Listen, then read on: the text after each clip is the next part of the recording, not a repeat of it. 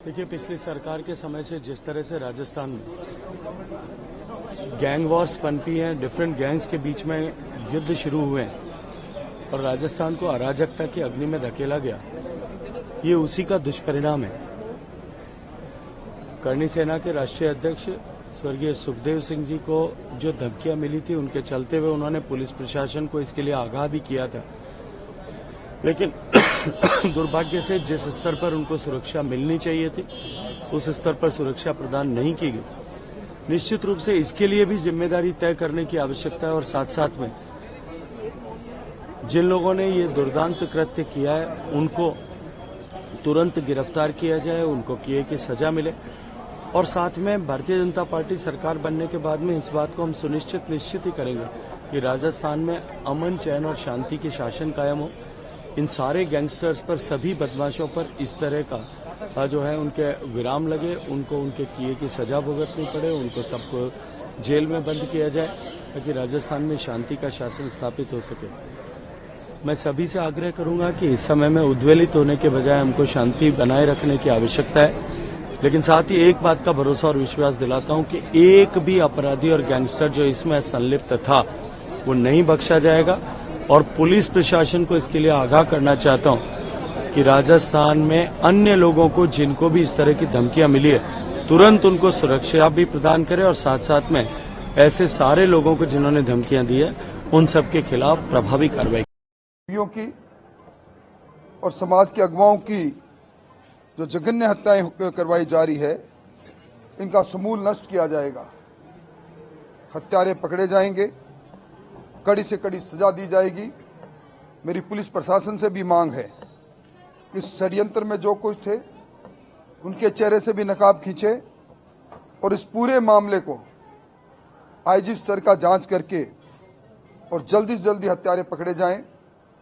नई सरकार से लोगों को उम्मीद है, कानून व्यवस्था पिछली सरकार के कुकर्मों के कारण एक आम आदमी के जिंदगी में दहशतगर्दी लेकर आई थी, वो सारी बातें दूर होगी और मुझे पूरी उम्मीद है कि हत्यारे जल्दी गिरफ्तार होंगे। राजेंद्र जी, आपकी हार को पचा नहीं पा रहे हैं कार्यकर्ता, क्या इस तरह की बात भी है कि कोई आपके लिए सीट छोड़े, उपचुनाव हुआ? नहीं, मुझे जनादेश स्वीकार्य है।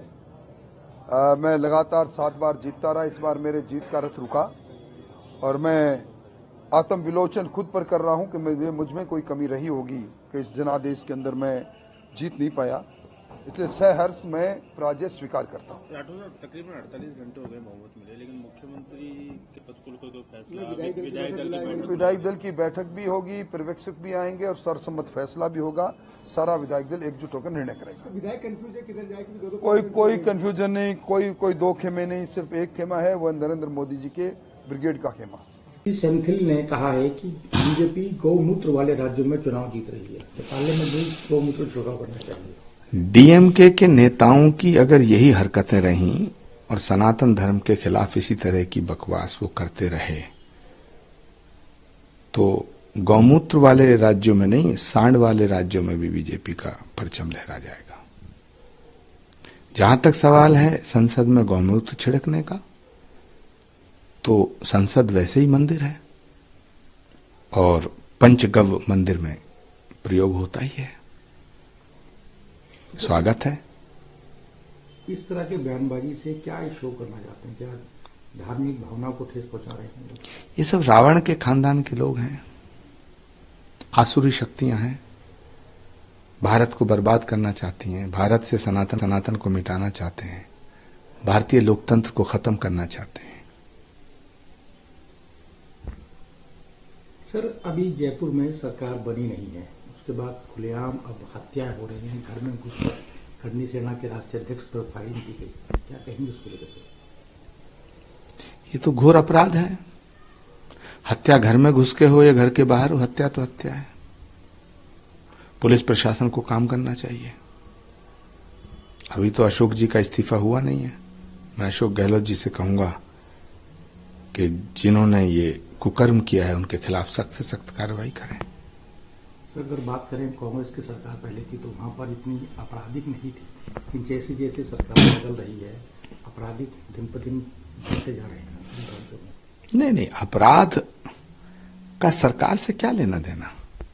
कोई भी सरकार नहीं चाहती उसके राज्य में अपराध हो, लेकिन सरकार का जो ढीलापन है वो अपराधों को बढ़ावा देता है। अपराध अगर कांग्रेस के राज्य में हो तब भी अपराध है और बीजेपी के राज्य में हो तब भी अपराध है। तो अगर राजस्थान में अपराध हो रहा है तो बिल्कुल सरकार का फर्ज बनता है, सरकार का कर्तव्य बनता है। मैं घोर निंदा करता हूं इस तरह की हत्याओं की।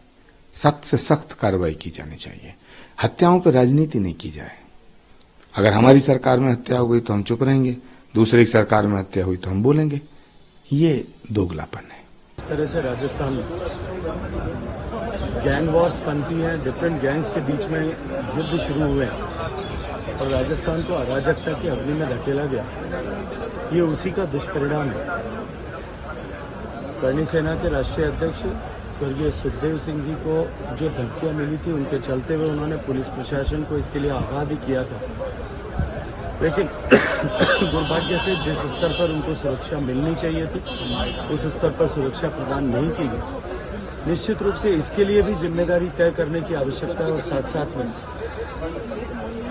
जिन लोगों ने ये दुर्दांत कृत्य किया है उनको तुरंत गिरफ्तार किया जाए, उनको किए की सजा मिले और साथ में भारतीय जनता पार्टी सरकार बनने के बाद में इस बात को हम निश्चित ही करेंगे कि राजस्थान में अमन, चैन और शांति की शासन कायम हो। इन सारे गैंगस्टर्स पर, सभी बदमाशों पर इस तरह का जो है उनके विराम लगे, उनको उनके किए की सजा भुगतनी पड़े, उनको सबको जेल में बंद किया जाए ताकि राजस्थान में शांति का शासन स्थापित हो सके। क्योंकि पिछली सरकार के समय से जिस तरह से राजस्थान में गैंग वॉर्स बनती हैं, डिफरेंट गैंग्स के बीच में युद्ध शुरू हुए हैं और राजस्थान को अराजकता की अग्नि में धकेला गया, ये उसी का दुष्परिणाम है। करणी सेना के राष्ट्रीय अध्यक्ष स्वर्गीय सुखदेव सिंह जी को जो धमकियां मिली थी, उनके चलते हुए उन्होंने पुलिस प्रशासन को इसके लिए आगाह भी किया था, लेकिन दुर्भाग्य से जिस स्तर पर उनको सुरक्षा मिलनी चाहिए थी उस स्तर पर सुरक्षा प्रदान नहीं की गई। निश्चित रूप से इसके लिए भी जिम्मेदारी तय करने की आवश्यकता है और साथ साथ में